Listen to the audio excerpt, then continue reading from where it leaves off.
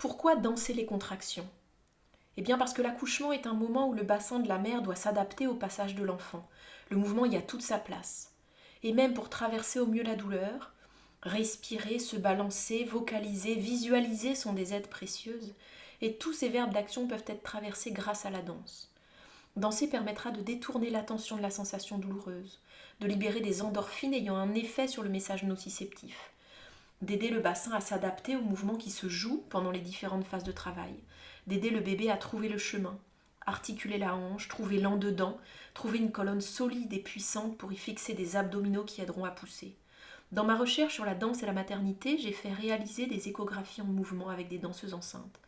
Et le plus intéressant pour la maïotique est d'avoir pu observer qu'en répétant un mouvement de torsion, ça modifiait la présentation du bébé. C'est-à-dire que ça modifiait l'orientation du bébé dans le ventre de la maman. Et tous ces mouvements réalisés semblaient aider le bébé à dodeliner de la tête.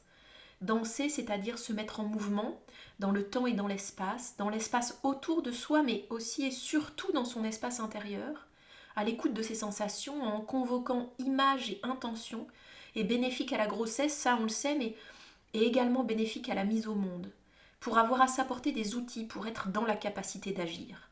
Cette façon d'utiliser la danse ne se limite pas à une pratique formelle. On peut être dans de nombreuses positions, debout, assise ou même allongé.